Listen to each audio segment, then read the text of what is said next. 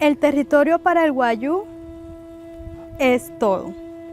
Sin territorio no tenemos costumbres, no tenemos dónde habitar, no tenemos todos esos recursos que sacamos del territorio para poder sobrevivir. Para nosotros la tierra, ma, como le llamamos en nuestra lengua, es nuestra madre. Entonces el territorio es de gran importancia para nosotros, representa todo lo que somos como wayuu. Es por eso que cada comunidad cuida su territorio, lo protege de cualquier cosa. El territorio proporciona muchas cosas a la comunidad, desde alimentos, plantas medicinales, el suelo que lo soporta y que lo sostiene. Y eso es lo que mantiene vivo al wayuu, lo que lo mantiene fortalecido y luchando cada día para seguir sobreviviendo. El hecho de que llegue un proyecto a estos territorios que son sagrados para nosotros, claro que va a tener muchos impactos, y uno de esos impactos sería también sentirnos un poco tocados en lo que nos importa como wayuu, sentir como si se nos estuvieran metiendo a la casa, con la diferencia de que estamos conversando y dialogando para llegar a acuerdos, para que no sea invasivo, sino que sea permisivo.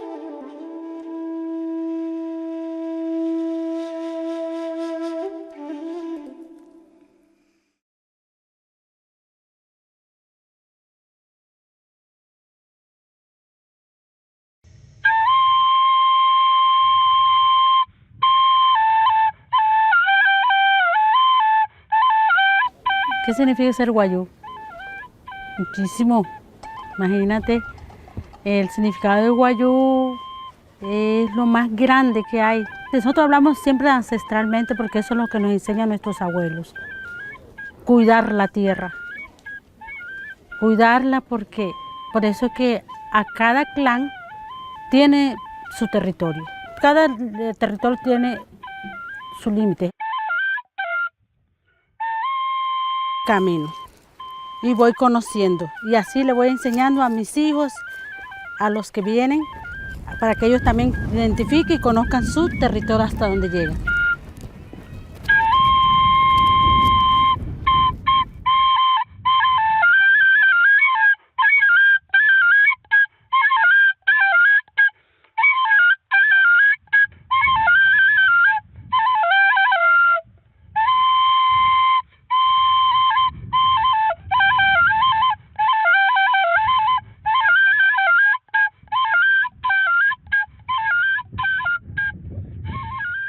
Buenos días a todos, comunidad de Gualístule. Buenas tardes, Amaya Gia. Bueno, me alegra. Mi nombre es David Andrés Imarra Molina, de la Dirección de la Autoridad Nacional de Consulta Previa del Ministerio del Interior. Definitivamente es agradable venir a esta comunidad. Yo creo que siempre he venido de tarde y me siento como si estuviera acabado de levantarme con toda la energía. Así que es bastante saludable venir acá. Muchas gracias por recibirnos. Para poder uno ingresar al territorio, lo primero que tiene que hacer es eso, entrar, avisar, socializar lo que tienes que hacer, en este caso el proyecto. Y entonces ya interviene el ministerio para las consultas previas, que es el consentimiento de la persona a cargo de la comunidad, en este caso la autoridad tradicional. ¿Qué quiere decir el consentimiento? El consentimiento es que usted ingresa al territorio y usted es bienvenido. Usted acepta las condiciones que tenemos como cultura, usted la va a respetar, nuestros usos y costumbres. Una consulta previa es un ejercicio de participación de las comunidades étnicas cuando las empresas o el Estado queremos desarrollar proyectos, obras o actividades en los territorios étnicos.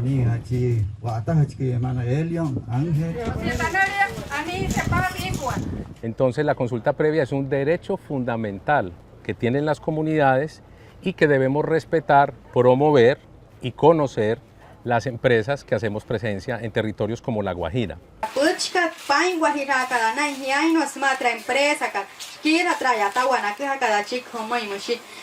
Entonces el Estado busca esta herramienta de la consulta previa para protegerlos como tal y proteger esa identidad cultural que tanto nos representa, que también es nuestro patrimonio como colombianos. La consulta previa está protegida constitucionalmente y es avalada, y pues nosotros como colombianos se firmó el convenio 169 de la Organización Internacional del Trabajo, que nos da la instrucción y la orden de que debemos consultar a los pueblos colombianos, pues a todos los pueblos del mundo, pero en especial nosotros a los colombianos.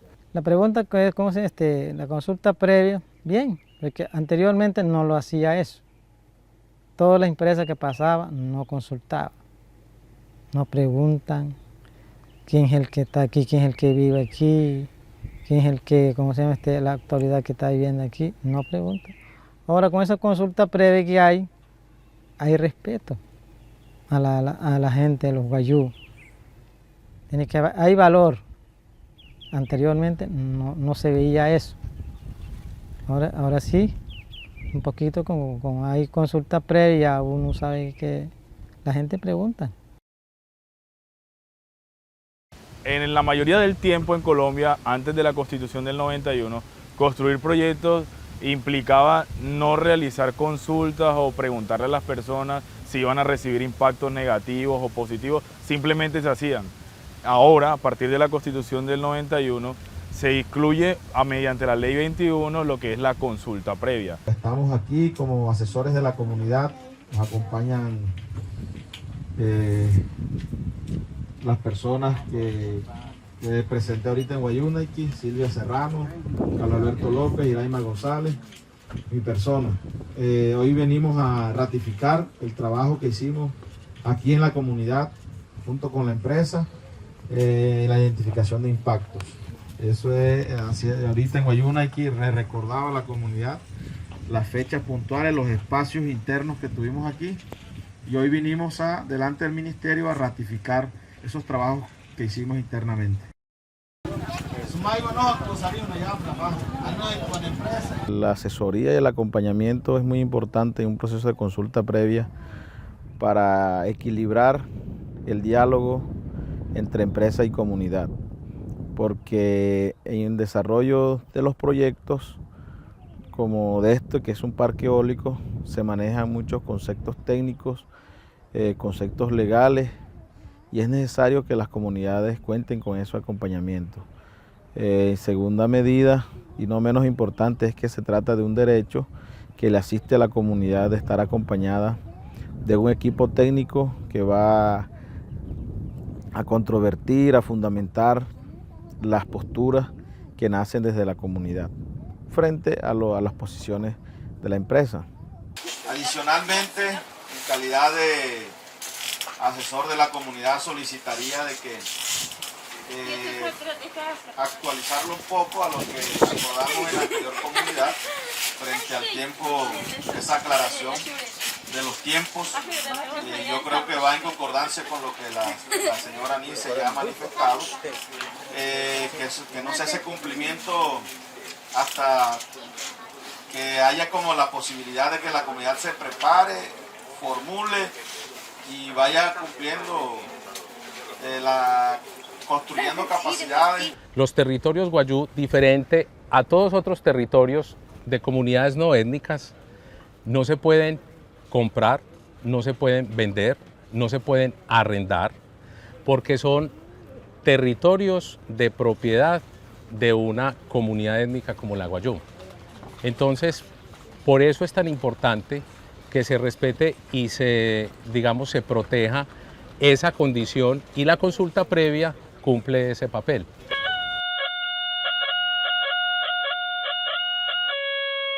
Toda esta gran porción de tierra fue entregada en los años 80 por el Estado colombiano a todas las comunidades guayú. Esto es un resguardo, y los resguardos son inalienables, imprescriptibles e inembargables.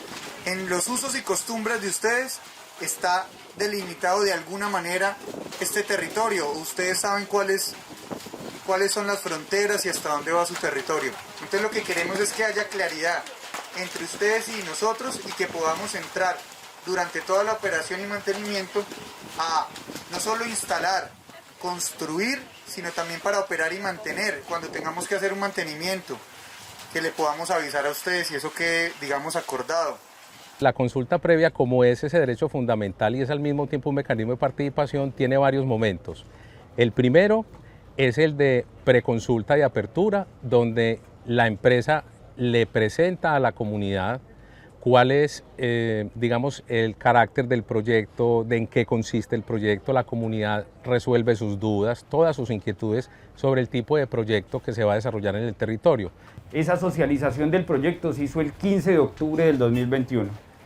En esa fecha vinimos, les explicamos lo concerniente a lo que era la modificación de la licencia, las actividades del proyecto, ¿ya?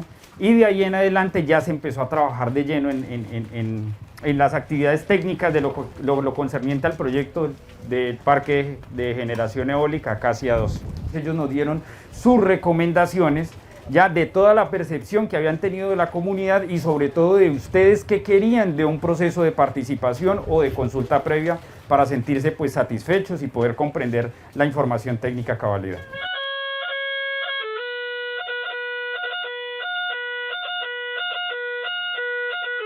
El segundo momento es un ejercicio muy interesante donde hacemos un ejercicio de diálogo comunidad y empresa para identificar los cambios que se van a generar en el territorio con la construcción y el desarrollo del proyecto, o lo que llamamos técnicamente los impactos sociales, ambientales, culturales. Entonces, una vez se desarrolló lo concerniente a las armonizaciones, ustedes tuvieron los espacios de diálogo, los asesores pudieron recoger todas las inquietudes que ustedes tenían y pasarlas pues a un ámbito más técnico para entrar en diálogo con la empresa. Nos plantearon a nosotros y nos dijeron, miren, las comunidades, y de acuerdo al conocimiento que nosotros tenemos, hemos identificado que estos son los impactos, estas son las medidas de manejo y es un ejercicio que hemos validado con la comunidad. En esa mesa técnica nosotros también les presentamos lo que nosotros habíamos identificado. Entonces empezamos a unir los dos puntos de vista para podernos llegar a plantear cuáles serían esas medidas de manejo concertadas entre las partes para la ejecución del proyecto. El tercer momento es el momento de protocolización de unos acuerdos para, digamos, manejar esos cambios. Esos acuerdos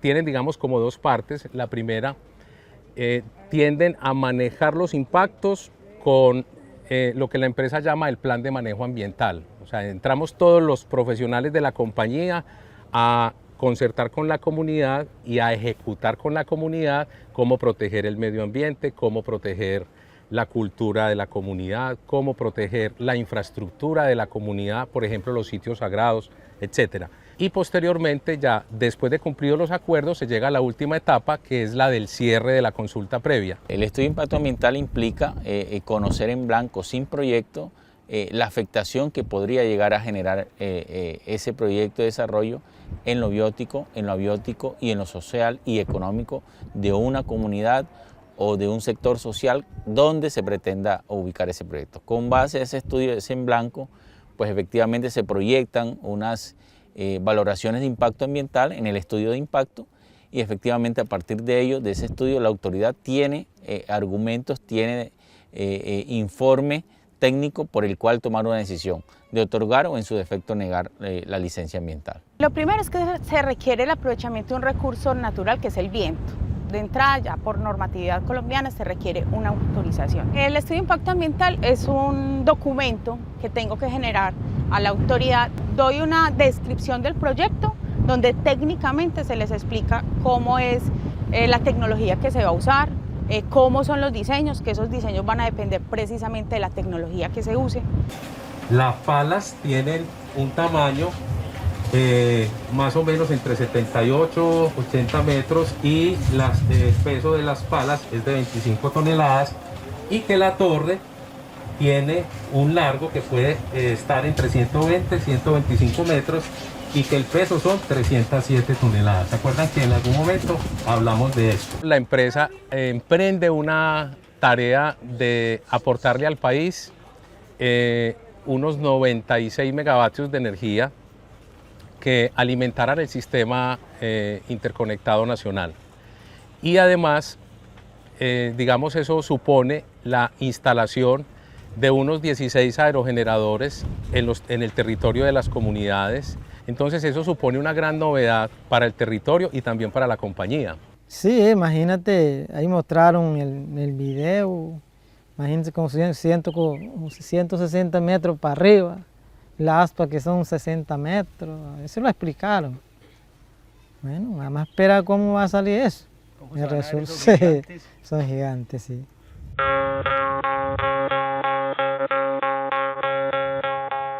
El tema de paisaje es un tema, digamos, diferencial porque pues no han visto una torre o no han visto un aerogenerador y se enfrentan a esa realidad. Sin embargo, los hemos tratado de llevar a ese ejercicio como, además de todas las prácticas audiovisuales, video y demás, nosotros en nuestros procesos de socializaciones llevamos maquetas, comenzamos a tratar de mostrar en la imagen, mostrar imagen de parques ya existentes, de cómo se ve dentro del territorio. Respecto al paisaje, o sea, de afectarlo tanto así de pronto en la parte de la imaginación, que ya no va a ser el mismo, sino en otra cosmovisión muy diferente.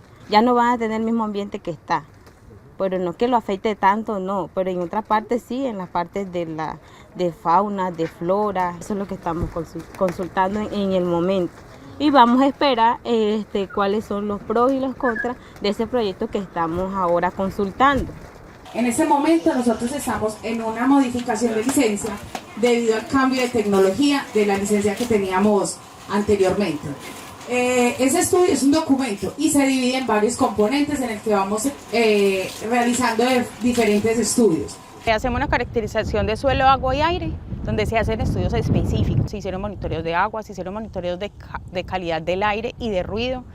Se hicieron estudios de geotecnia para poder tener como una línea base y poder establecer dónde nos vamos a implantar, ¿cierto? Se hacen unos estudios del componente biótico que son flora y fauna. En la parte de flora, específicamente para Acacia 2, se hizo inventario al 100%, se inventarió todos los individuos que se van a talar dentro de todo el corredor de intervención. Pero eso también tiene su compensación, tiene su forma de, pues, que yo le diría a ellos, ajá, si me talan un árbol, ¿cuánto me siembran? De pronto me talaron uno, pero en otro lado me sembraron 10, me sembraron 20, entonces ya no es pérdida. En la parte de fauna se hicieron varios inventarios. Se hizo un inventario pues, de fauna terrestre y voladora, que se hace aparte de observación, se hace de cámara trampas, se implementa como unos chips para hacer seguimiento a algunas especies.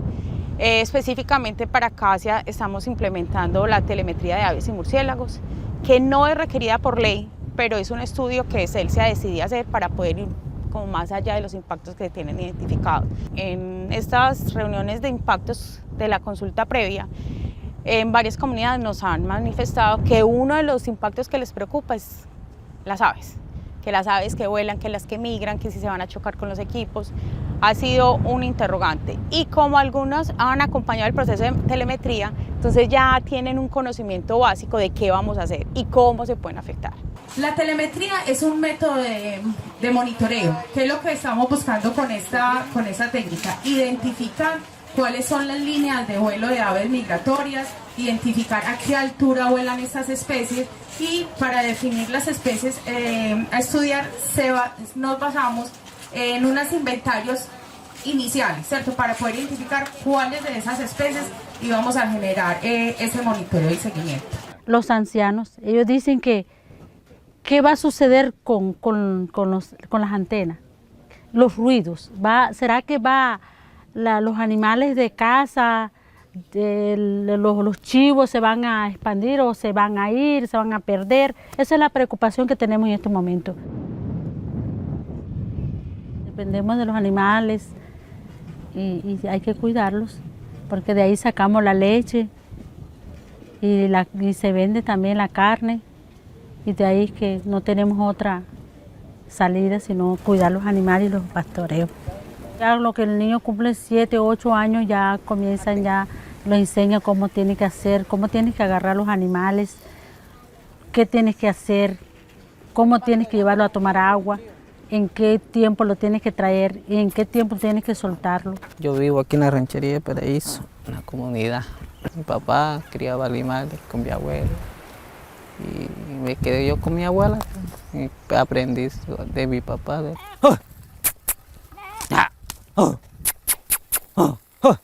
El oficio mío es los ovejos, los chivos, eso es el oficio mío acá. Llevarlo a comer, estar pendiente de tomarlo agua, cerrarlo, contarlo.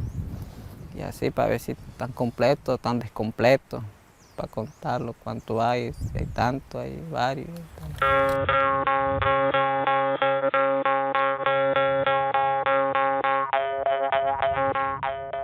Todo proceso que va a afectar la vida del pueblo guayú debe hacerse, debe discutirse debajo de la enramada, dentro de los escenarios de vida de la comunidad.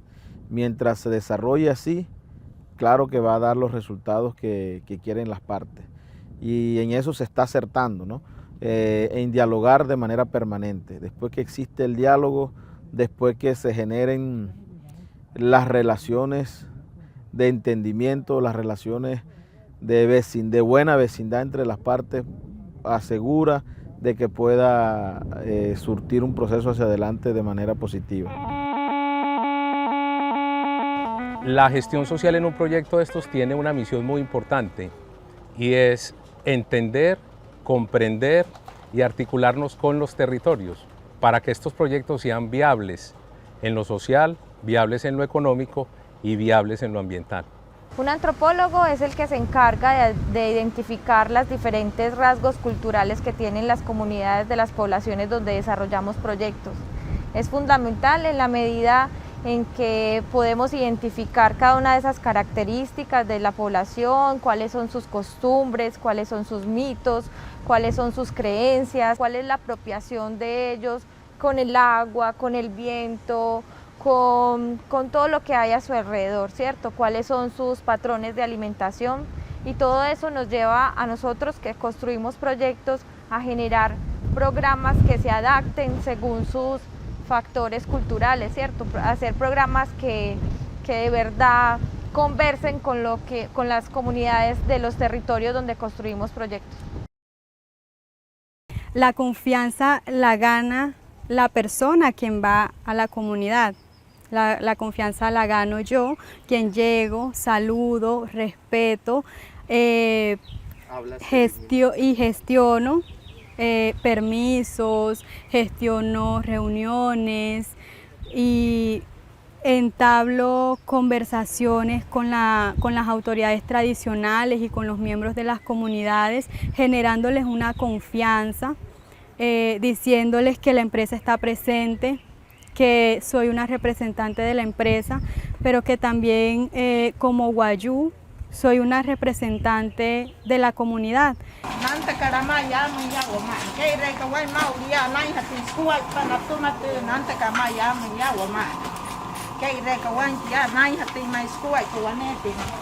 Da la bienvenida a los presentes y manifiesta que espera que este diálogo se lleve a cabo de la mejor manera y que todo lo que se hable hoy aquí realmente se cumpla por las partes. Anasi ai sai wa mai skuai pshaha nei ha mai skuai pakana toma kohoto in hatente wa kuai pakana mai kohoto in tente waruma sekato e pia pa ka kohoto in te namoi shia kohoto in hatte wanoi kana mai hachire in hatte natoma anai hatu wane pia shana natoma so nante na pai ya mai ya se nai ta tawa ka no hot marai horo te nante kara nai moria kohoto in hat ka mai tu kuai paka namai ka hamai nante wanai misro wayon wai che naya kanari huna watte he wari naya kanari.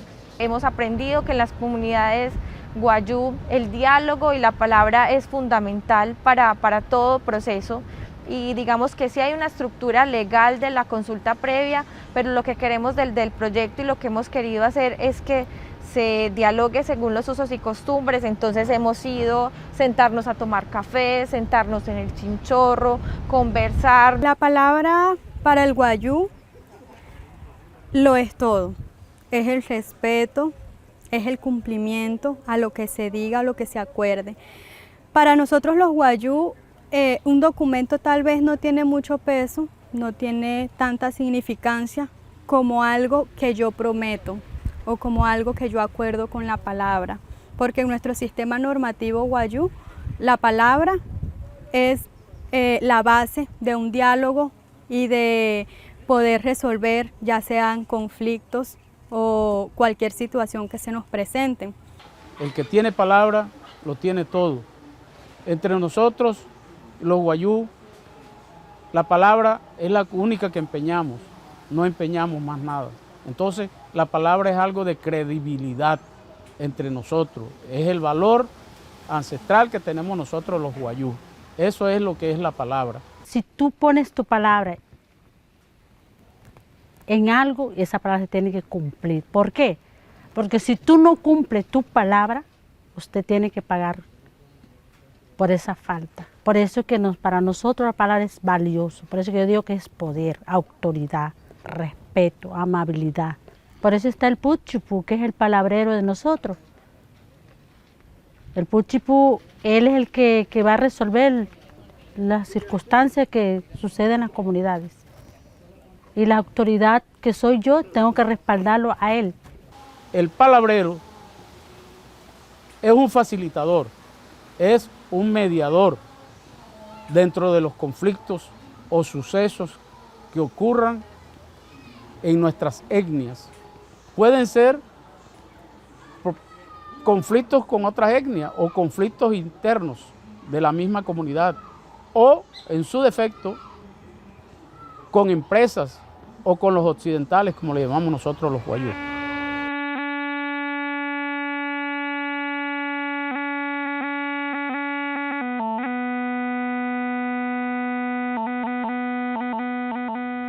La buena fe como tal, en principio, es un principio de la consulta previa y la palabra es distinguida de la buena fe. Entonces, es importante de pronto atender esa solicitud inicial que hacen los pueblos guajiros cuando dicen, usted me dice, o sea, al momento de llegar a un diálogo, dígame la verdad, dígale lo que exactamente se va a hacer. Las empresas tienen que ser correctas frente a la información que se dé en estos momentos.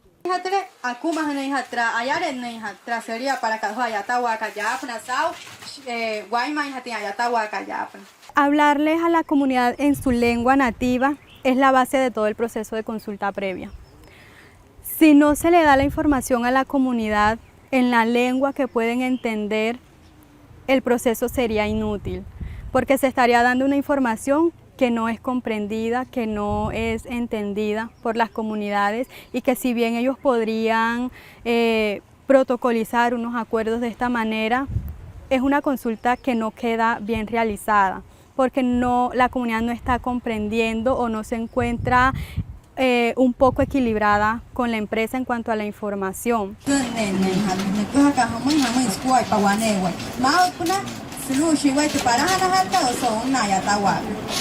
Entonces, transmitirle a la comunidad toda la información acerca de un proyecto y acerca de un proceso de consulta previa en guayú naiqui es toda la base del proceso. Es lo que ayuda a que se pueda realizar y llevar a cabo el proceso de consulta previa. Tenemos la preconstrucción, la construcción, operaciones de desmantelamiento, que hace parte de ese análisis y los acuerdos se generan para cada una de las fases del proyecto.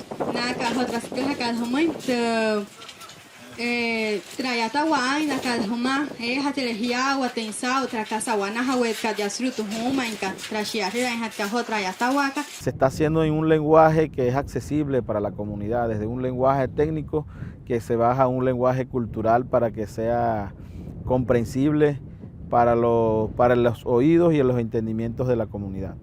Todos los elementos de la naturaleza hacen parte del ser guayú. Entonces, las comunidades guayú sienten que la naturaleza son ellos mismos. La vida guayú, como nosotros la concebimos, nuestra vida es mitad física y mitad espiritual. Entonces el viento, al igual que otros elementos que hay en la naturaleza, hacen parte también del ser guayú.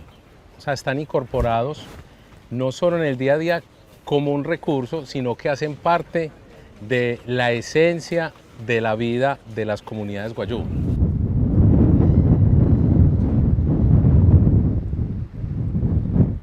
Viento sagrado es vida,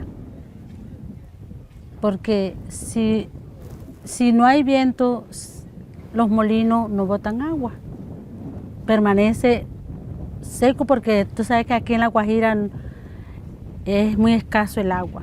Y si no hay viento, entonces los molinos están quietos, entonces los animales pasan trabajo y nosotros también. Dependemos también del viento.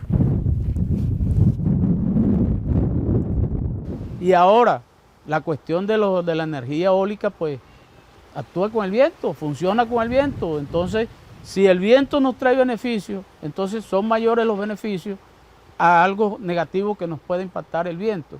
Entonces, pues, ¿qué te puedo decir? Bienvenido el viento de la mejor forma y que se desarrollen los programas y los proyectos pues dentro del marco del respeto de la palabra y de nuestras culturas. El viento en La Guajira, que ha sido estudiado para este proyecto Acacia 2, está más o menos en una medida de 9 metros por segundo, que es una velocidad y una fuerza pues suficiente para que el viento entre en los aerogeneradores, se produzca el choque eléctrico que se da internamente en la generación o en el aerogenerador, pero resulta que esa energía no puede quedarse atrapada. La energía necesita salir y contar con unas redes de transmisión y de distribución para poder alimentar el sistema interconectado nacional. TID dentro de Celsia, transmisión y distribución, lo abreviamos por lo largo del nombre, nos dedicamos a la construcción de subestaciones y líneas eléctricas que interconectan de manera nacional, regional y local al país de esos grandes generadores para poder llegar a la comercialización de la energía. Si bien son impactos diferentes, pero el proyecto en sí, de manera general, es uno solo, es los parques eólicos y su conexión al sistema nacional.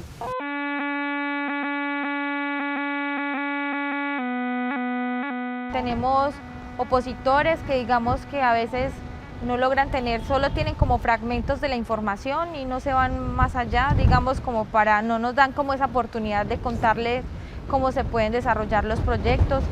Estos proyectos también traen impactos. Como está constituida la familia guayú, tiene varios integrantes, ¿cierto? Tienen su familia por línea materna, pero hay otra línea familiar que son los achones, que digamos que no tienen derecho al territorio como tal, pero que gracias a los proyectos han llegado a solicitar pues como sus beneficios, y eso genera conflictos dentro de las comunidades. Estos proyectos nos han intranquilizado un poco. Han habido muchos conflictos dentro de las comunidades, diferentes comunidades. Yo he tenido impases en mi comunidad. Eso ha sido un impacto negativo porque el factor de dinero o el factor de beneficio, pues siempre existe la envidia, siempre existe el celo, que tú cogiste más, que yo cogí más, que esto cogí. Entonces ahí vienen los conflictos. Entonces nuestros mayores a veces dicen, hombre, es mejor que tuviéramos como tuviéramos antes. Pero a veces también yo les digo, oiga, pero si esto es algo que nos va a traer beneficios como los agüeyes, como las escuelas, como los pozos perforados, como las granjas. Lo que yo he percibido es que hay entre personas que lo quieren porque ven un recurso que se les viene, una posibilidad de trabajo. Hay unas comunidades que han sido muy claras diciendo que no, es que nosotros somos potencia para lo que se viene en el mundo, y hay personas que ya lo tienen involucrado. No, aquí la energía renovable es el futuro y nosotros somos esa potencia, y así nos lo han dicho literal. Nosotros, La Guajira, somos esa potencia. Entonces ellos ya saben para dónde van y lo aceptan. No falta quien no lo quiere porque quieren más allá de lo que se les pueda dar, pues tienen como otras expectativas. Hemos encontrado como las dos posiciones. Lo importante de estos procesos consultivos es el buen relacionamiento y que la empresa tenga el oído puesto frente a las necesidades de las comunidades. Ojo, cuando hablamos de necesidades es escuchar todo lo relacionado a las posibles afectaciones frente a la cosmogonía que ellos tienen como cultura. Es importante indicar que una consulta previa no viene a suplir las necesidades de pronto estatales. Una consulta previa viene a resolver, a poner equitativamente todas esas situaciones que pueden darse bajo la llegada de un proyecto. ¿Qué es lo que quiere la comunidad? Que se refuercen las áreas que están afectadas en la zona. Debido a las dificultades del área, yo no puedo garantizar una reforestación que me genere el 100% de cumplimiento. Nuestro compromiso es que ellos es implementar un vivero, y aquí lo dice, proyectos de abono y plantas medicinales, porque es las plantas de interés de ellos. Ese vivero se genera, es por una obligación de ley, yo antes de entrar a hacer la tala, tengo que recuperar germoplasma, recuperar esas semillas. A partir de esas semillas genero el vivero y la realización de talleres educativos al manejo de las flores para que ellos sepan cómo hacerlo, ¿cierto? La idea es que la comunidad, ¿por qué pusimos una formación, talleres educativos? Porque queremos que la comunidad, digamos que por los arroyos, al lado de los arroyos, siembre más árboles, ¿no? Habrá una época, cuando venga la época del invierno, sembrar, y que también sirva ese vivero, digamos, le genere ingresos. Esas medidas que definimos como compensación, ya se entra a otra fase de trabajo con ellos, donde pues, la idea es que sean proyectos productivos, que la empresa pueda pagar por unas intervenciones, pero que a ellos les genere una base, pues trabajo, que les genere proyectos productivos de alimentación, de emprendimientos, pues eso es lo que se de estudio. Hay algunas comunidades que han solicitado eso, que se hagan convenios con entidades para ellos estudiar. Ha sido algo interesante porque en algunas comunidades sí nos los han dicho, hoy no estamos preparados para operar un parque eólico, pero dentro de 10 años sí van a haber profesionales que lo puedan hacer. Entonces necesitamos que nos digan hacia dónde nos vamos, necesitamos que nos hagan convenios para que los jóvenes empiecen a prepararse y que sea nuestro el parque. Entonces eso ha sido como interesante. Pero esa es la fase que sigue, ¿cierto? Ya entra la empresa y nosotros a concertar qué tipo de compensación se les daría. Obviamente hay una parte en dinero. Yo pienso que nos ayuda más en la parte de la educación. ¿Por qué? Porque partiendo de ella podemos pedir apoyo para que esto pueda desarrollarse en una concepción más allá. O sea, yo no pienso en la afectación, sino en el que nos pueda ayudar ese proyecto que va a entrar. Son comunidades que no han tenido como pues posibilidades de tener recursos para desarrollar ciertos sueños que ellos tienen, porque la protocolización es eso, ¿cierto? Como materializar en ejes temáticos, en proyectos en su territorio, materializar sueños de su proyecto de vida como comunidad. Entonces es un proceso muy importante y que nos llena de felicidad tanto a las comunidades como a los proyectos. Viene bien, para nosotros bien, ahí va a haber trabajo y bien, cambia la cosa y no como antes. Ajá, cambia la cosa, ahí va a haber cosas bonitas. Ajá, ahí va a haber de todo, proyectos, todo. Ajá, y estamos contentos. Con la consulta previa ahí se meten todos, para que cambie, para que mejore, para que los pelados sigan adelante. Nos hemos ido como que conociéndolos a ellos. En realidad no es lo que nosotros pensábamos que ellos nos iban a sacar de aquí, sino traernos beneficios a nuestra comunidad.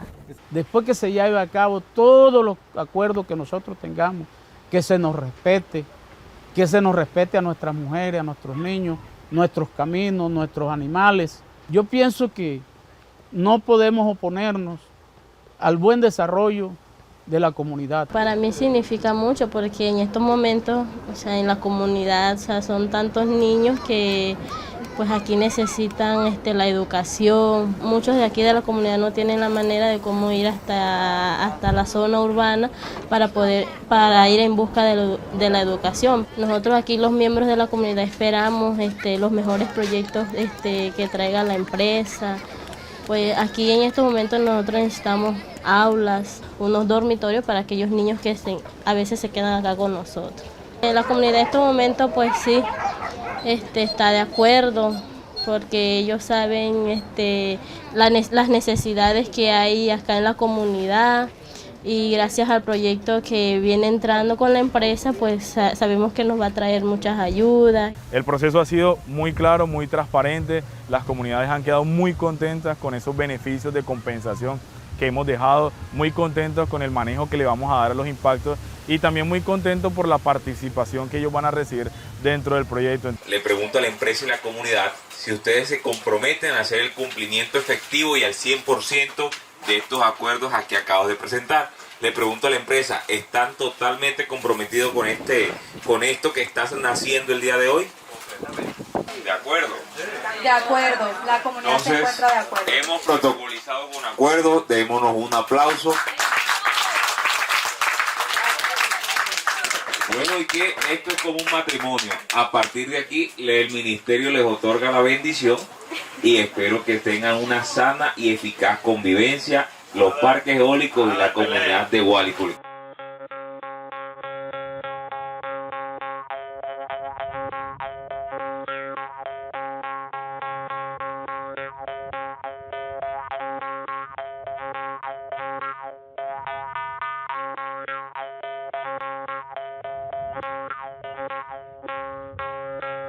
La revisión de todo lo que dijimos en la comunidad queda consignado en un acta que se denomina acta de protocolización.